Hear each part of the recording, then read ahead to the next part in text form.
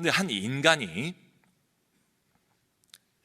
권력에 맛을 들이고 그 권력을 부단히 그쪽 방향으로만 쫓아가게 되면 좋을 일은 없겠죠. 우리는 이제 이런 사람을 권력 지향형 인간이다. 그래서 대부분 우리 국민들 누구한테 물어봐도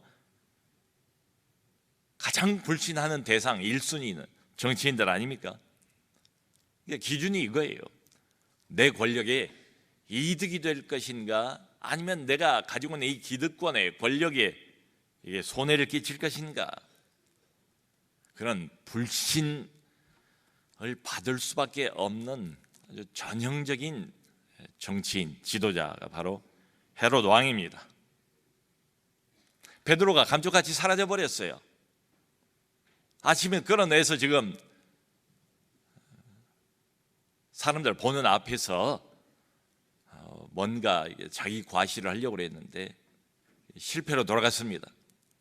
어찌된 영문인지 모르겠어요. 4명 군인식 4사람 4조를 붙여가지고 16명이 지켰는데도 쥐도새도 모르게 사라져버렸어요. 지키는 이 파수꾼들도 몰라요. 어찌된 영문인지. 아침에 일어나서 야단법석을 부립니다. 난리가 났어요. 소동이 벌어졌어요. 근데 못 찾는 거예요. 이 헤롯이 계획했던 게 틀어지니까 자기 정치 전략이 실패로 돌아가게 되니까 아주 대노를 했습니다. 파수꾼들을 불러다가 신문을 했대요. 친히. 그래도 분이 안 풀리니까 저들 다 죽여라. 16명을 다 죽였어요. 그러니까 이게 헤롯이에요. 이게 나쁜 정치인이에요. 그러니까 자기 마음에 안 들면 다 죽이는 거예요. 없애는 거예요. 야고보도 죽이고 베드로도 잡아놓고, 사실은 이 파수꾼들은 자기 부하들 아닙니까? 자기 편 아닙니까? 그것도 죽이고. 네 편, 내 편이 따로 없어요. 이 사람에게는. 내 권력 확장에 이 사람이 무슨 역할을 하는가, 이게 판단 기준이에요. 그래 놓고 자기는 오늘 성경 보니까 가이사랴로 내려갔대요. 이때 당시에 유명한 유대인 역사가가 있습니다. 요세푸스인데요, 예수 믿는 사람 아니에요. 근데 역사가는 사실을 중요시하지 않습니까? 그래서 이 사실 기록을 낱낱이 해놓은 게 있어요. 그 기록에 의하면 헤롯이 가이사랴로 내려간 이유가 있습니다. 이때 당시에 로마의 황제가 글라우디오인데요, 이 글라우디오 황제가 영국하고 전쟁이 붙었어요. 대승을 거두었습니다. 그것을 기념하고 전쟁의 승리를 축하하는 파티가 가이사랴에서 열리게 돼 있어요. 며칠 동안 승리를 기념하는 거대한 이벤트식의 경기를 열게 돼 있습니다. 그 경기에 참관을 하러 일행을 이끌고 가이사랴까지 내려간 겁니다.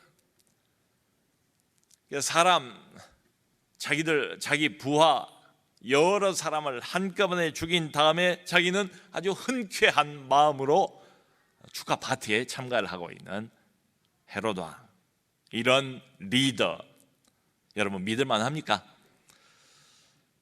왕 아닙니까?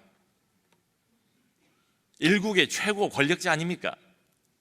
근데 리더로서 갖고 있어야 할 정의 없어요. 지도자의 가장 중요한 덕목 중에 하나인 공평, 안중에도 없어요. 오직 이 사람이 추구하는 건 딱 한 가지, 더 많은 권력, 소위 절대 권력. 이런 말이 있습니다. 절대 권력은 절대로 부패한다. 역사가 입증해 주는 사실입니다. 이것도 동서고금 마찬가지인 것 같아요. 그래서 절대 권력은 절대로 망하게 돼 있지요.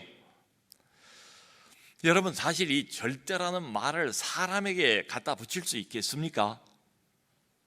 절대라는 말은 따지고 보면 오직 한 분 하나님에게만 해당이 되는 단어지요. 그럼에도 불구하고 이 땅의 비극은 바로 여기에 있습니다. 결코 절대가 되지 못하는 인간이 절대자가 되려고, 신처럼 되려고 시도를 하는 거죠.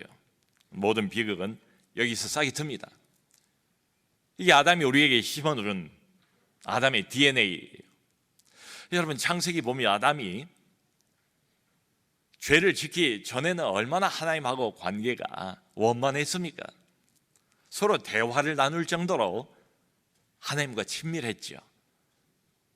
아담 하와가 벌거벗고 다녀도 부끄러움도 없고 수치감도 없을 정도로 어두운 구석이 하나도 없는 그런 시간들을 보내지 않습니까? 그런데 마귀가 유혹을 해요. 선악과를 통해서 아담을 꼬입니다.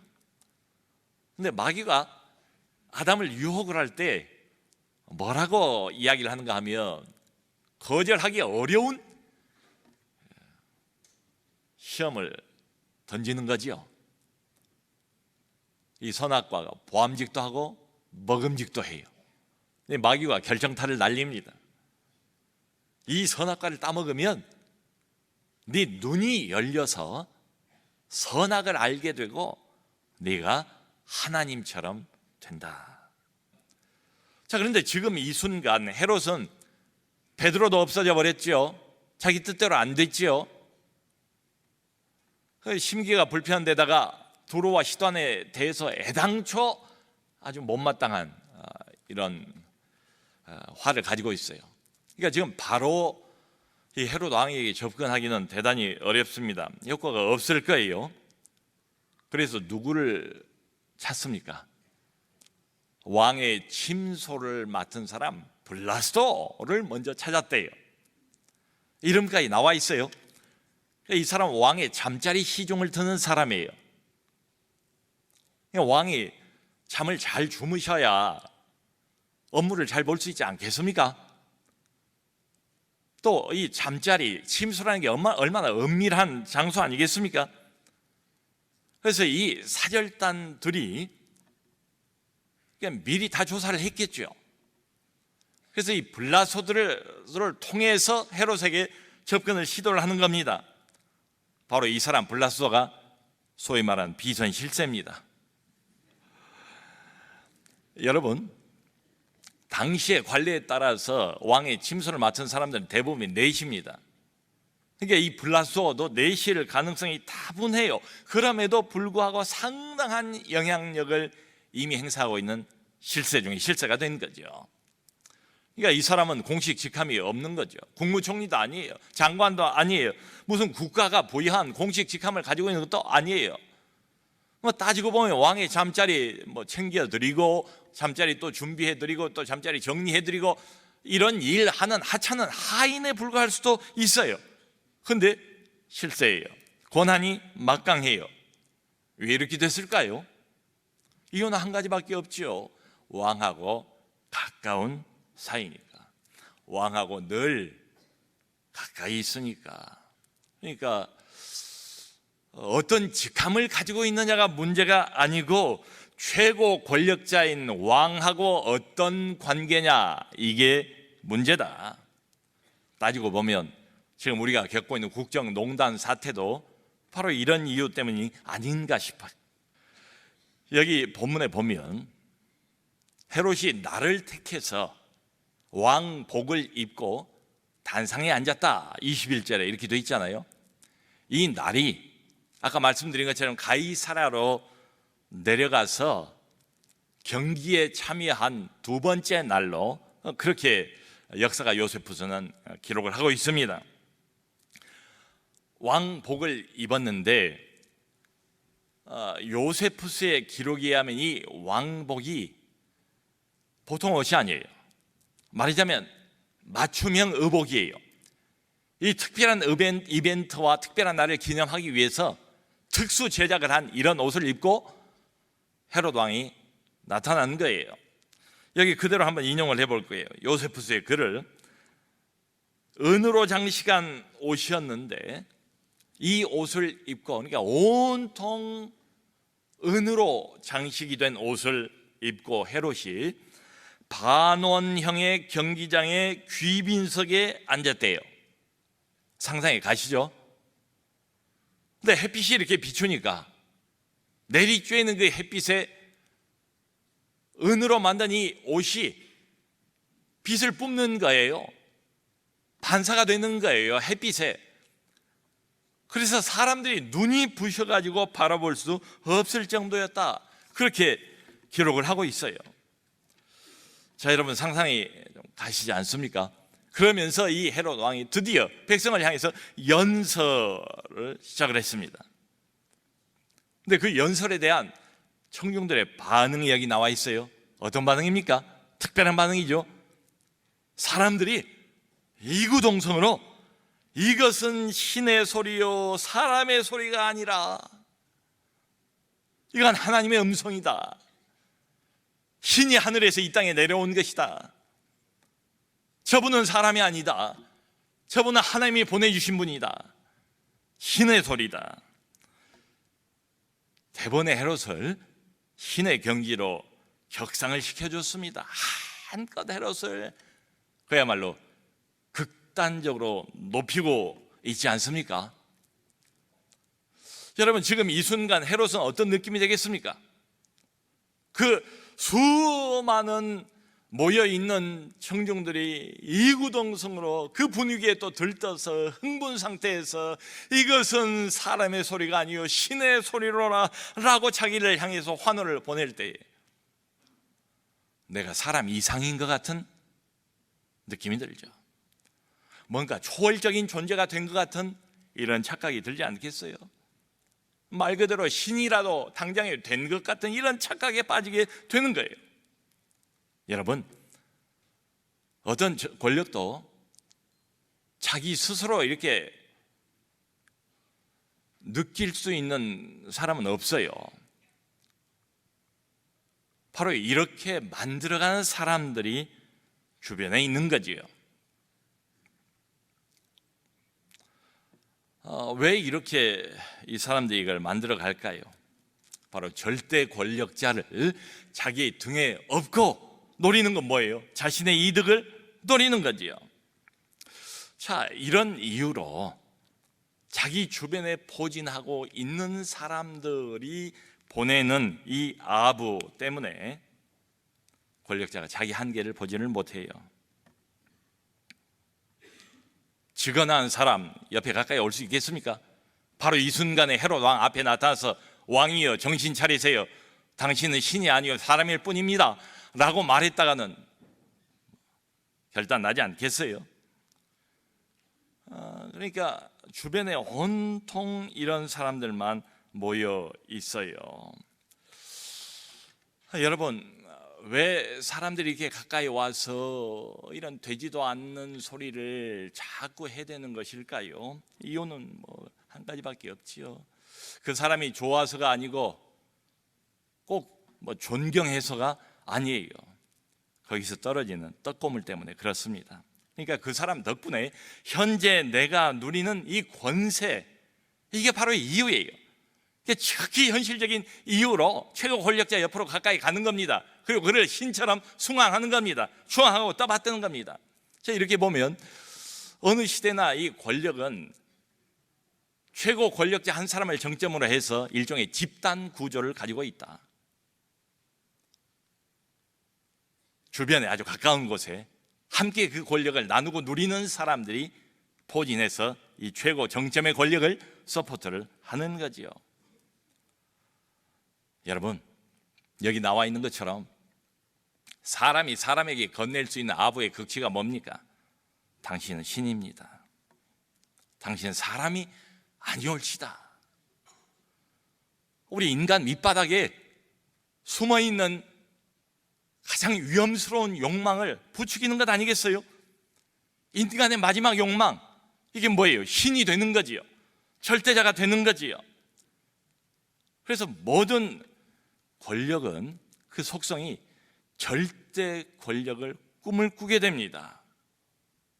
절대 권력을 향해서 한 걸음 한 걸음 전진한다고요. 이걸 갖고 싶어요. 결국은 절대 권력, 제한 없는 권력, 못할 것이 없는 권력. 내가 하나님인데, 내가 전능자인데 못할 일이 뭐예요? 뭐든지 할 수가 있지 않아요? 그러다가 결국 어떻게 됩니까?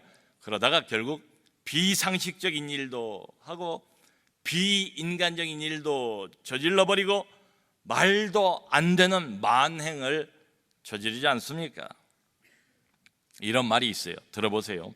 사람은 사람 이상의 존재, 곧 신이 되려고 할 때 사람보다 못한 존재로 전락하고 만다. 사람 이상의 존재로 나를 격상시키려고 할 그 순간에 이미 그 사람은 사람보다 못한 존재로 떨어지고 만다.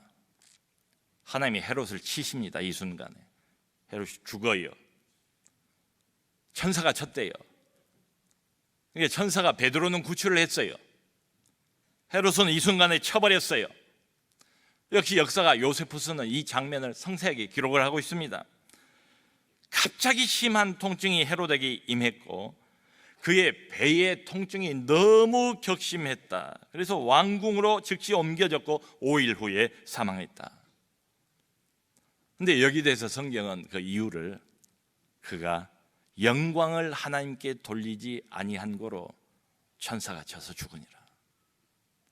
영광을 하나님께로 돌리지 아니한 고로 교만의 극치에서 한껏 자기 영광을 뽐내며 그것을 즐기고 있었던 헤롯, 그 교만의 정점에서 그는 죽습니다. 여러분, 우리 하나님은 자신의 영광에 대해서 굉장히 예민하신 분이세요. 그 다니엘서를 보면 다니엘이 얼마나 위대한 신앙의 인물입니까? 적국의 그 바벨론 수도에서 4명의 바벨론 왕들을 섬기지 않습니까? 근데 다니엘서 4장을 보면 그 유명한 느부갓네살 왕이 나와요. 당시 바벨론은 그야말로 이 땅 위에 가장 강대한 제국 아닙니까? 그 누구도 무너뜨릴 수 없는 강대한 제국 바빌론. 그 왕이 느부갓네살이에요. 느부갓네살이 어느 날 왕궁 지붕 위를 이렇게 거닐다가 내려다 보니까 우뚝우뚝 이렇게 솟아나 있는 찬란한 그 바벨론의 영광, 너무 마음이 뿌듯하지 않았겠습니까? 그러면서 이런 말을 한 거예요. 제가 성경을 그대로 인용을 해볼게요. 이 큰 바벨론은 내가 나의 능력과 권세로 건설하여 나의 도성으로 삼고 이것으로 내 위엄의 영광을 나타낸 것이 아니냐 하였더니, 이 말이 아직 나 왕의 입에 있을 때 하늘에서 소리가 내려 이르되 느부갓네살 왕아, 내게 말하노니 나라의 왕위가 내게서 떠났느니라. 하나님의 음성이 들린 거예요. 그리고는 즉시로 이 사람이 짐승처럼 변합니다. 다중인격자가 돼요. 인격이라고 말할 수 없겠어요. 네 발로 기어다니는 짐승이 되고 마니까요. 소처럼 풀을 먹고 이슬의 머리가 젖고 그런 세월을 7년을 보냅니다. 7년이 지나고 난 뒤에야 비로소 제정신으로 돌아와요. 정신을 차리고 난 다음에 바벨론 왕이 맨 먼저 했던 게 하늘의 하나님을 향하여 찬양하고 경배하는 장면이 나와요. 하나님께 비로소 얻어맞고 영광을 돌리게 된다고요. 자, 여러분, 다니엘서 4장 바로 뒤가 다니엘서 5장 아니겠습니까? 근데 이런 말 하잖아요. 역사가 우리에게 가르쳐주는 가장 큰 교훈은 사람은 역사를 통해서 결코 배우지 못한다는 것이다. 이것 아닙니까? 다니엘서 5장에는 벨사살 왕이 등장을 합니다. 근데 이 벨사살 왕은 바로 느부갓네살 왕의 아들이에요. 아버지가 느부갓네살 왕이라고요. 그러니까 아버지가 어떻게 해서 그렇게 7년 동안 사람으로서는 못할 짓을 했는지, 금수처럼 살았는지 그걸 잘 알고 있어요. 그런데도 비슷한 길을 걸어가요. 그래서 사람이 미련한 거지요. 자, 이런 표현을 그대로 제가 한번 인용을 해볼게요. 다니엘을 통해서 하나님께서 말씀을 하세요. 왕은 그의 아들이 되어서, 그러니까 느부갓네살이죠. 그의 아들이 되어서 이것을 다 알고도 마음을 낮추지 아니하였고 도리어 자신을 하늘의 주제보다 높이며, 자신을 여전히 하늘의 주제보다 더 높이며, 이 사람이 벨사살 왕이에요. 큰 연회를 열었대요. 전국 각지에서 1,000명이나 되는 많은 귀인들, 가장 그 왕국에서 떵떵거리며 사는 사람들 다 불러 모았대요. 후궁들, 첩들도 다 불러 모았대요. 그래서 자기의 권세를 한껏 뽐내면서 연회를 즐기는 겁니다. 근데 흥이 오르니까 이 사람이 해서는 안 될 짓을 하는 거예요. 예루살렘 성전에서 탈취해 온 성전의 금, 은 그릇을 가져와라. 성전 그릇에다가 술을 부어서 부어라 마셔라 이러는 겁니다. 그러면서 동시에 금과 은과 구리와 쇠와 나무와 돌로 만든 신상을 찬양을 하는 거예요. 여러분, 이 광경을 한번 생각해 보세요. 1,000명이나 되는 바벨론에 한다 하는 세력가들이 모두 다 모여가지고 함께 질펀하게 술자리와 연회를 벌이고 있는 클라이막스의 시간에 하나님의 성전 그릇들을 가지고 와서 거기다 술을 부어 마시면서 동시에 뭘 하는가? 금으로 만들고 쇠로 만들고 구리로 만들고 돌로 만들고 나무로 만든 우상 쪼가리를 바라보면서 찬양을 하고 노래를 하고 있었다, 이 말이지요. 하나님이 참겠습니까? 바로 그 순간에 갑자기 손가락 하나가 나타나가지고, 여기 그렇게 나왔어요. 성경에 왕궁 촛대 맞은편 석회벽에, 얼마나 이게 세밀합니까? 왕궁 촛대 맞은편 석회벽에 그 손가락에 글씨를 쓰기 시작했대요. 메네 메네 데겔 우바르신, 메네 메네 데겔 우바르신. 그걸 보자 갑자기 이 벨사살 왕이 낯빛이 변하고, 성경의 표현대로 보면 무릎끼리 막 부딪히기 시작했대요. 어떤 상황인지 짐작이 가시죠? 사시나무 떨듯 떨면서 오죽해서 무릎끼리 막 부딪히는, 얼굴이 그냥 흑빛이 돼요. 모든 바벨론의 점쟁이 술사들 다 불러다 놓고 해석이라고, 해석 못해요. 나중에 결국 다니엘이 등장하잖아요. 여러 가지 이야기를 합니다. 핵심은 이거 하나예요. 메네메네 대계를 우발하신 하나님께서 왕의 시대가 끝나게 하셨다, 이거예요. 그러면서 다니엘서 5장 19절에 이런 말이 나와요. 하나님은 그는 임의로 죽이며 임의로 살리며 임의로 높이며 임의로 낮추시나니. 벨사살 왕은 그날 밤에 살해를 당합니다. 여러분, 세상 권세에 가만히 보세요. 특징이 있어요. 세상의 모든 권력의 특징이 있어요. 그 공통적인 특징은 자기 영광을 구하는 것입니다. 하나님께 영광 돌리지를 않아요. 그래서 예수님께서 종교 지도자들마저도 질책을 하지 않습니까? 바리새인과 유대교 종교 지도자들, 사람에게서 영광을 구하는 자들, 그러면서 하신 말씀이 회당과 거리에서, 사람 많은 데서, 사람들 보는 앞에서 나팔을 불지 말라. 반대로 바울은 데살로니가 전서 2장 6절을 보면 이렇게 말해요. 우리는 너희에게서든지 다른 이에게서든지 사람에게는 영광을 구하지 아니하노라. 사람에게는 영광을 구하지 아니하노라. 아멘. 사랑하는 성도 여러분, 우리는 이거 한 가지를 꼭 명심해야 합니다. 내가 사람일 뿐임을 언제나 잊지 말아야 돼요. 이게 안전한 거예요. 이게 지혜인 거예요. 하나님이 나를 높이신 때가 있어요. 하나님께서 나를 힘의 자리에 두신 때가 있어요. 하나님께서 내게 권세와 권한을, 파워를 주신 때가 있어요. 부리라고 주신 게 아니고 일하라고 주신 거지요.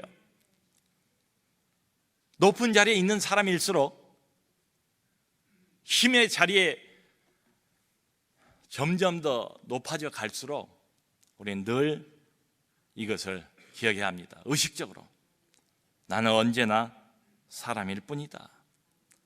하나님께 잠깐 부여받은 그런 권세일 뿐이다. 자기를 스스로 낮출 줄 아는 것, 이게 바로 지혜입니다. 여러분, 그런 것처럼 안 보여도요, 보세요. 벨사살도, 느부갓네살도, 그리고 오늘 헤롯 왕도 다 하나님이 컨트롤하세요. 하나님은 이 세상의 주인이십니다.